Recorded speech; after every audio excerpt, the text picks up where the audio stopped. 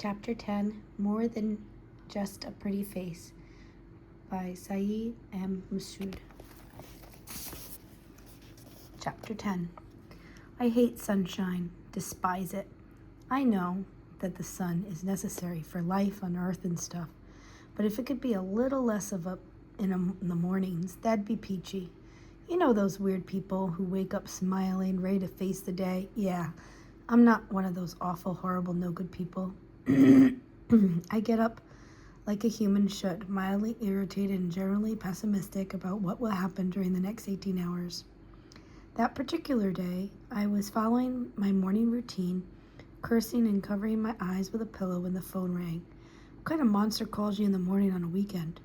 Felt like only minutes ago I'd fallen back to sleep after finishing the dawn prayer with my dad. I fumbled for my phone and answered without checking who it was. What? Oh no. I woke you, didn't I? I sat bolt upright, forgiving the sun and the sky, all the stars instantly when I heard Kaval's voice. Hey, no, it's cool. This is the best part of waking up. I'm not coffee, Danielle. True, but you are brown and hot and make hearts race, so you're almost there. I managed not to say that, though. Sorry, it's just early.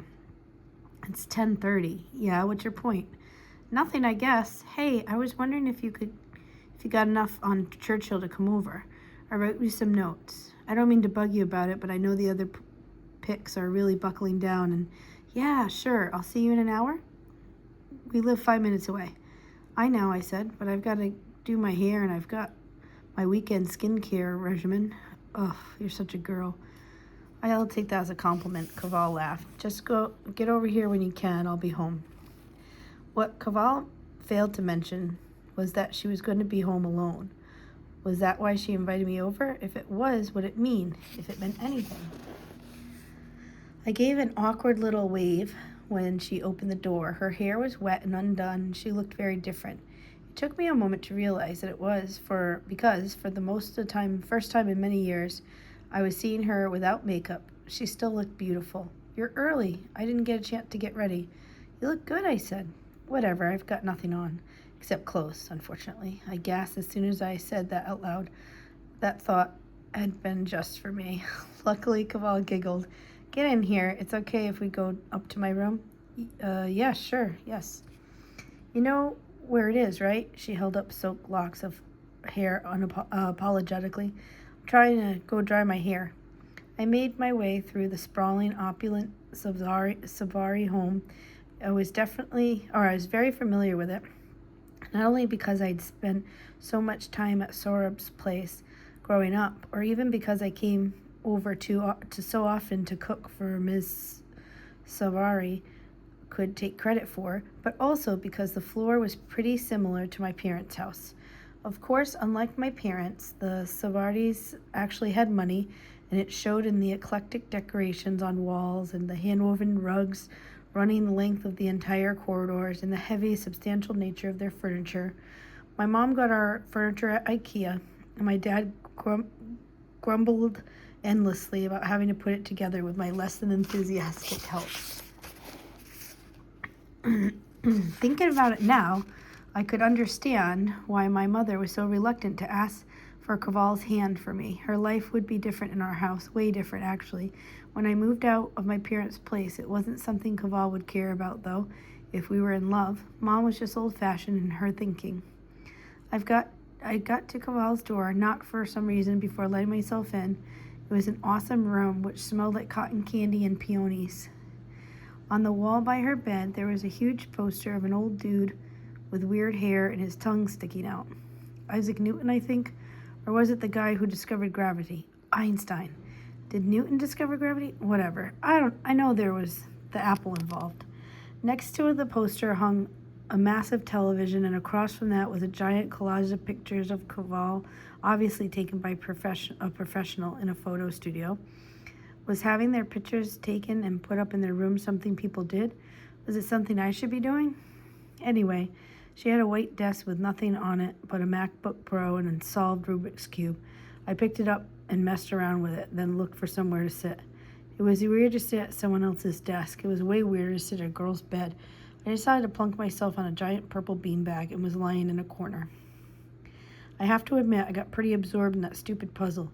I was just about ready to peel off the little colored stickers and then put them back so that it looked like I solved it when Kaval said, "Hey." No worries. No, I jumped a little and the cube fell from my hand, rolling on the bed. Sorry, I said. No worries, I'll get it later. She grabbed her laptop. We have to leave the door open. If Saurabh gets home and we're in here with the door closed, he'll have a cow. Sure. I said, honestly, I wasn't even supposed to be up here, open door or not. All the aunties in the world would freak out. Then again, from what I knew of Kaval, she enjoyed that. Show me what you've got. Kaval smiled. Kaval was smiling when I handed her my notes, but that didn't last long. Her brow started to furrow, and she read more and more. Within 5 minutes, she was full-on scowling. What is this? My notes for a Renaissance man? You can't write this. Tippett doesn't want to hear about how the British treated Indian people. She looked down at the pages I handed her. They stripped the wives of those who couldn't pay their taxes in public, she read, and took sharp edges of split bamboo. She shuddered. You can't get on stage and say this at school. I'm not, I protested. That was before Churchill anyway. I was just taking notes about Bengal and got to be so poor in the first place. It was because the British looted everything, so there was no resources to deal with disasters when they hit. If I'm going to focus on the Bengal famine, this isn't Churchill's story. Totally is, though. It isn't just what we got to hear. I got to my feet. I needed to make her understand how I'd started to feel more and more as I read up on the Raj and Churchill. For some reason, I needed to be pacing when I made the argument. Maybe I was restless because I wasn't just arguing with her. I was arguing with a part of myself, too. Kaval and Czar and my dad were right. This wasn't what our teacher wanted, and I need to pass history. The easiest way to do that was to tell the story of the Bengal famine. Oh, the easiest way that was not to tell the story of the Bengal famine. And yet, I knew what I knew now.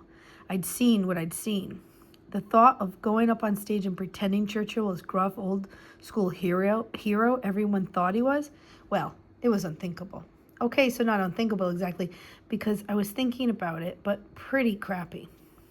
How is this not part of Churchill's story? How does no one want to talk about the fact that 3 million people died on his watch under his rule?